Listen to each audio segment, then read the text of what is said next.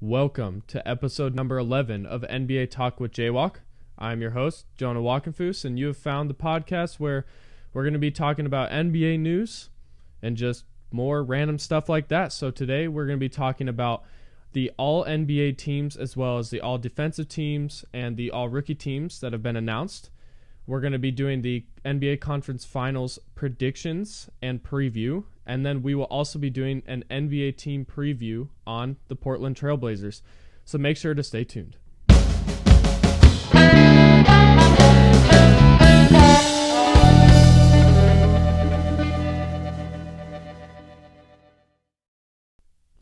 Okay, so let's get right into it.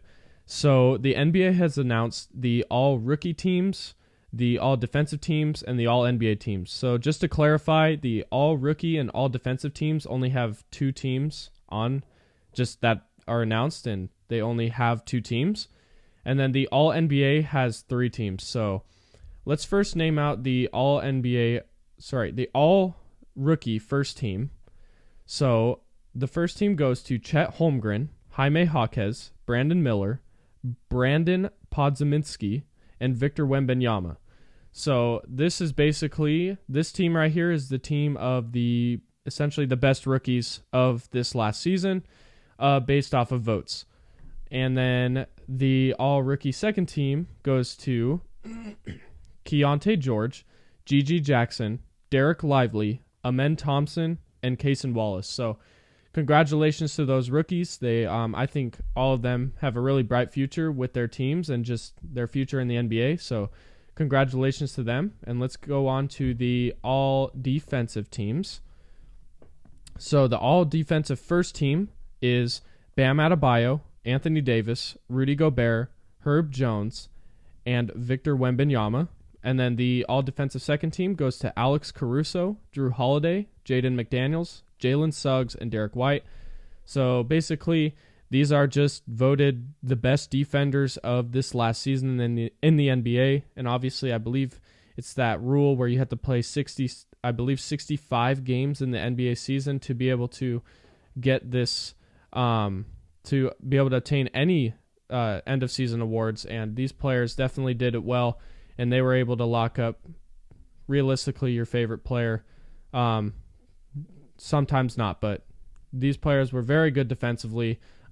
Defense has kind of been going away from the NBA. It kind of feels like defense is not really a thing as much anymore. So seeing these players, watching them is very fun because they're kind of the rare breed of actual good defenders and players that, well, actually play defense in the NBA nowadays. So congratulations to these guys. And now let's go to the big guys with the all-NBA teams. So the all-NBA first team, so this is the best players in the league based off of votes and based off of how they kind of help their team succeed while also just dominating in the NBA. So it goes to Shai Gilgeous-Alexander, Luka Doncic, Jason Tatum, Giannis Antetokounmpo, and Nikola Jokic. So these are the best players. Three of them obviously were MVP candidates or finalists, as you would say, as some people would say. And then obviously Giannis and Tatum, just very dominant, helping their teams be very successful in this NBA season, in the regular season. The All-NBA second team goes to Jalen Brunson, Anthony Edwards, Kevin Durant, Kawhi Leonard, and Anthony Davis. Congratulations to all of them. They were maybe not good enough to make the first team, or maybe they were debatably good enough to make the first team, but obviously the players above were voted better, but these players just as good. And then the All-NBA third team goes to Devin Booker, Stephen Curry, Tyrese Halliburton, LeBron James, and Domantas Sabonis. So these are obviously, according to votes, the third best tier of players that played in the NBA regular season. Congratulations to all of these players. I will kind of give a brief explanation later on in another episode about kind of how making the All-NBA team could impact their future contracts and how they could potentially get even bigger contracts going into the offseason. Which, quick spoiler, or kind of going into the future, this could mean that Luka Doncic could have the highest or could have the biggest contract in NBA history coming up soon. So make sure to stay tuned. I don't know if I'm going to do that next episode or just a future episode, but yeah, this could spice up a lot of things, especially with these younger players starting to make the all NBA teams. So congratulations to every single one of them, all NBA, all defensive, and all rookie. Well deserved for every single one of them. And I'm excited to see who's going to win it next year and if any of these guys are going to be on these teams next season as well. So let's move on to the next topic. We're going to talk about the NBA Conference Finals and kind of the preview and my predictions. So if you guys haven't been paying attention to the NBA playoffs recently, the Western Conference matchup is the Minnesota Timberwolves and the Dallas Mavericks. And then the Eastern Conference is the Boston Celtics and the Indiana Pacers. So I think the better series overall has got to be the Western Conference one. I think whoever wins that series has a good chance of winning it all because I think they have more firepower on both sides. The Eastern Conference, I'm not going to say is weaker, but it is a little bit. I believe this Indiana Pacers team, as the number 6 seed, they are a good team, but they are very inexperienced, and you can tell. So if they do somehow win this series, players like Tyrese Halliburton, is he going to be able to perform? There's been moments during the playoffs where he's not playing as aggressive, and the Pacers just haven't been successful. So I'm hoping we could see some stuff from the Pacers, but overall, I'm going to say the Boston Celtics are going to win that series in 6 games. I think the Pacers are going to be able to pull out 2. I think they're going to pull them out in games 3 and 4, but then I think Boston's going to be able to close out the series for the rest of that series. And I think the conference finals MVP, I think I got to give it to Jason Tatum. I want to give it to Jaylen Brown, but I just feel like Jason Tatum's just going to continue to take over and be the more consistent player throughout that series. So, yeah, that's that. And the Western Conference now, which is the Minnesota Timberwolves and the Dallas Mavericks, I think the Timberwolves are going to pull it off. I think Dallas is a good team. Luka obviously dominated. They're actually up 1-0, which, by the way, I didn't mention on the other side. Boston's also up 1-0 in that series. But yeah, Dallas just won in Minnesota the game 1 the other day. And it was a very impressive match. Watching Anthony Edwards guard Kyrie Irving was very fun to watch. I think Anthony Edwards got really tired at the end of the game because Kyrie Irving is constantly moving, and his handles, your head has to be on a swivel. Anthony Edwards is very tough, but Kyrie Irving, he is, in my opinion, one of the hardest, if not the hardest person to guard in the NBA. Just when it comes to pure skill, I think Kyrie Irving has incredible handles. He could finish around the rim very well, and he could shoot the ball well. So Anthony Edwards has a lot to work on going into the rest of the series if he wants to continue that challenge guarding Kyrie Irving, or maybe they switch it up and go Jaden McDaniels on Kyrie next game and then Anthony Edwards on Luka, just to kind of switch it up and see how the matchups work. But I still think the Timberwolves are going to win it.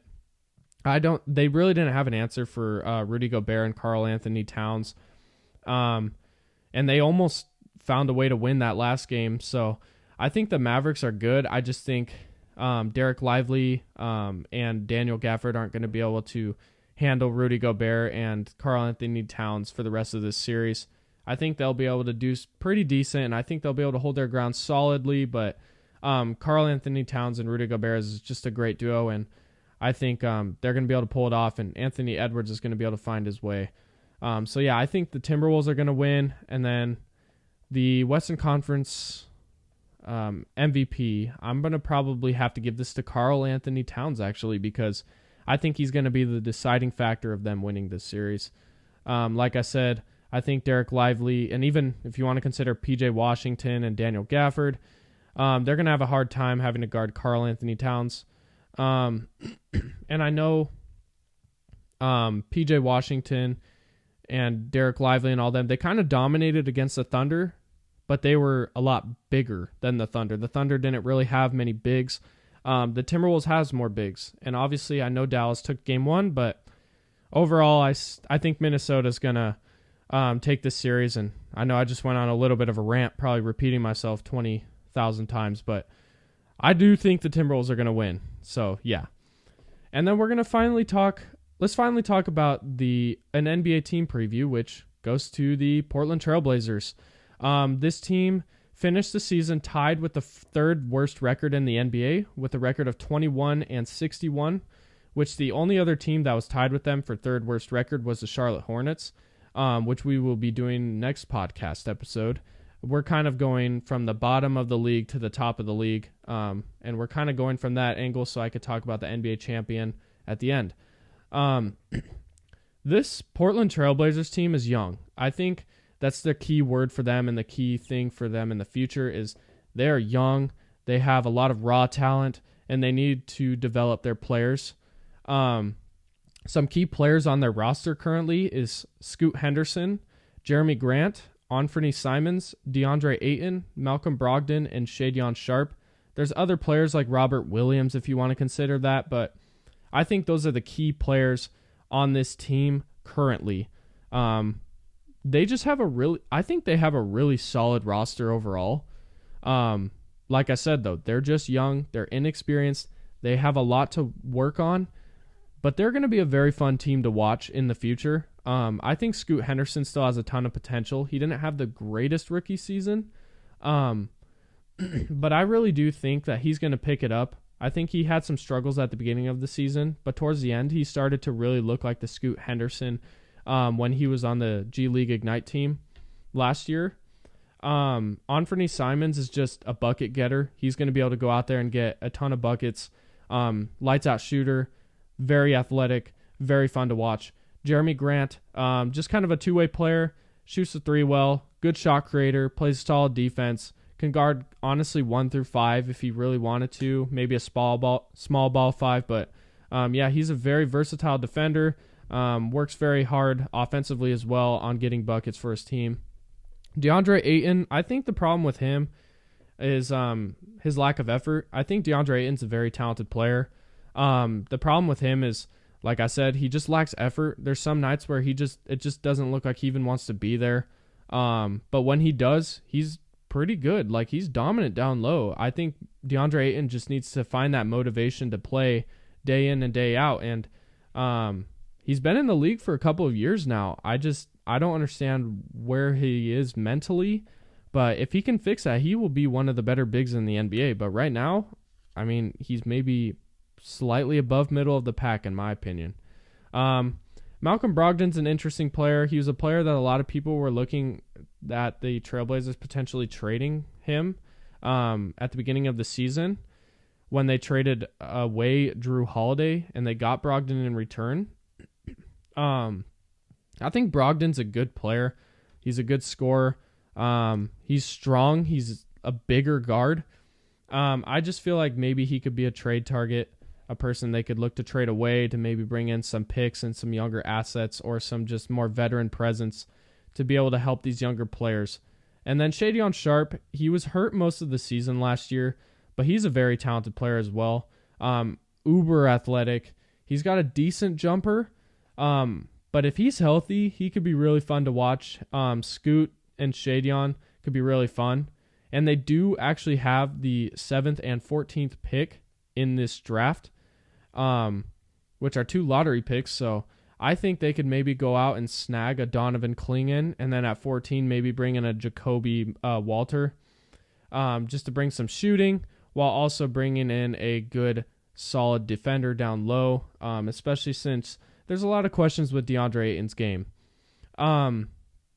Like I said, they have lots of potential. They just need more time because they're younger. They need to develop more. I think they need a couple years to be able to let the NBA and the game kind of slow down to a lot of these players.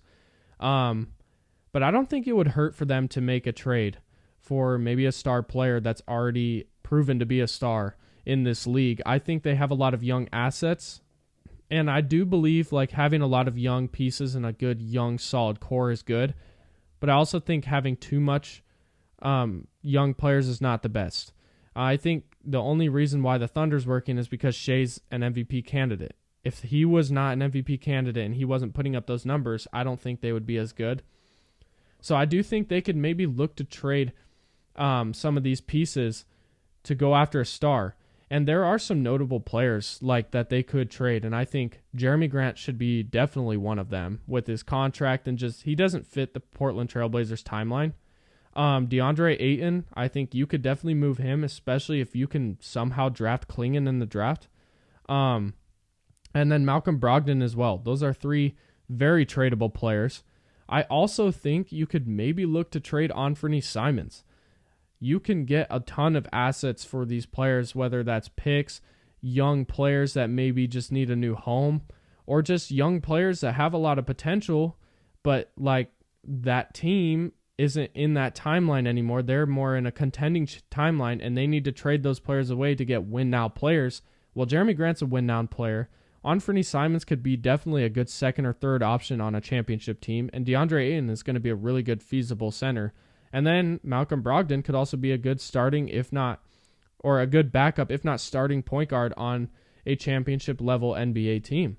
So this Portland team, they've got a lot to maneuver. I think they have a lot to be excited about the future. I think the problem with them right now, like I said, they're just young. They need to develop.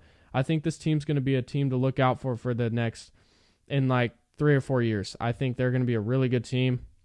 I think Scoot Henderson's going to pan out really well. Same with Shadon Sharp. And then, obviously, whoever they continue to draft and develop, this could be a really good team in the future. So, with my past couple of ones, I feel like there's a lot of, like with the Wizards, I feel like there wasn't much of a future. The Pistons do have a future, but they just need to get it together. I feel like Portland kind of already has somewhat of it together. They just need time. Instead of they don't have a future or they need to get it together. Like they just need time to develop and work and play with each other for a couple of years. And I think they could be a really good team going into this future. Okay, so that is it with the Portland Trailblazers, and we'll see what they can do. And now, I asked a question last podcast, and some of you answered. I asked, there are only 2 teams that have never moved locations ever in history. And those 2 teams are the New York Knicks and the Boston Celtics. So if you got it right, good job. Give yourself a pat on the back, I guess. Congratulations. No, seriously, it's pretty cool to see that 2 teams that have never moved spots and have kept or have stayed in that spot. So that helps them keep loyal fans. And now I have another question for you going into the next episode, so make sure to give me the answer. Comment below, message me, whatever. In the 1994 and 1995 season, there was 2 players that won the Rookie of the Year award. Who were those players? And a little bit of a bonus question. How many other times did this happen in NBA history? You can't, so once again, there were 2 players in the 1994 and 95 season that won the Rookie of the Year award. So they were co-Rookie of the Years. And then the bonus question is, how many other times did this happen in NBA history? So make sure to let me know. Comment below. Try not to cheat. Do not look it up. If you have to, then, well, I guess you could feel good about yourself if you give me the answer about that. But anyways, thank you so much for tuning into this episode. I'm really trying to get better at looking at the camera. I still feel like I get a little nervous sometimes. And when I'm talking, I do feel like I doze off or I'll start repeating myself a little bit. So I'm working on it. Be patient with me. I'm really trying my best.